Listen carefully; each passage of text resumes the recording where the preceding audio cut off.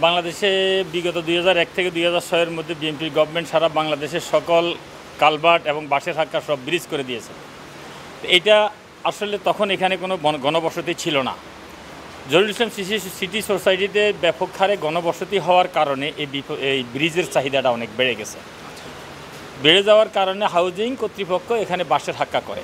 তো এখন আধুনিক যুগে তো বাঁশের হাক্কা থাকা যায় না, যেহেতু আমরা এই সোসাইটি একটা নির্বাচিত জনগণের দ্বারা ভোটে নির্বাচিত একটা সোসাইটি, সেই নির্বাচনে আমাদের অঙ্গীকার ছিল আমরা এই খালের উপরে 3টা বাঁশের সাঁকোর মধ্যে আমরা 3টা ব্রিজ করব, এটা আমাদের নির্বাচনী অঙ্গীকার ছিল। তো সেই সুবাদে আমাদের আজকে প্রায় 2 বছর হয়ে গেল আমাদের এই সোসাইটির বয়স। তো আমরা 1 বছর শেষ হওয়ার পরেই আমরা ব্রিজের কাজে হাত দেই। ব্রিজের একটা উপকমিটি হয়, উপকমিটির মধ্যে আমিও এখানে টেকনিক্যাল পার্সন হিসাবে আমিও ওখানে সদস্য ছিলাম। আবু সুফিয়ানকে সদস্য সচিব করে সভাপতি করে একটা ব্রিজ নির্মাণ উপকমিটি গঠন করা হয়।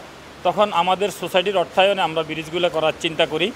এক পর্যায়ে সরকারি জায়গার উপরে আমরা কোটি কোটি টাকা খরচ করে ব্রিজ করব, অবশ্যই সরকারি যার জায়গা কর্তৃপক্ষের পারমিশন লাগবে। যখনই আমরা পারমিশন নিতে গেলাম তখন এই সিটি কর্পোরেশনের এক লোক বললেন, আপনারা কোটি টাকা খরচ করে নিজের টাকা দিয়ে অর্থায়নে ব্রিজ কেন করবেন? আমরা ব্রিজ করতে সহযোগিতা করি, আপনারা আমাদেরকে সহযোগিতা করেন। কীভাবে সহযোগিতা করব? আপনারা এমএসটিআই করে দেন, আপনারা ডিজাইন করে দেন। তখন আমরা এমএসটিআই করি, ডিজাইন করি, তারপরে এই কী বলে বোরিং করে আমরা রিপোর্ট তৈরি করি, সয়েল টেস্ট করে দেই।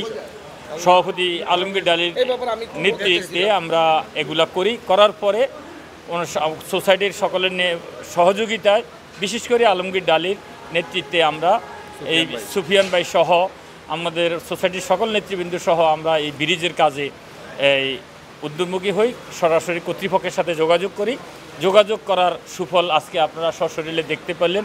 এখানে এখন 3টা ব্রিজ হচ্ছে, একটা পাবলিক চলাচলের জন্য আর 2টা গাড়ি চলাচলের জন্য। অবশ্যই এটা যেহেতু পাবলিক ল্যান্ড, এখানে একটা রেসিডেন্সিয়াল এরিয়া, এই ব্রিজটা গাড়ি চলাচলের জন্য উন্মুক্ত করে দিলে আমাদের সাময়িক অসুবিধা হবে ঠিকই, কিন্তু আমাদের অসুবিধার চাইতে আমাদের সুবিধাটাই বেশি হবে।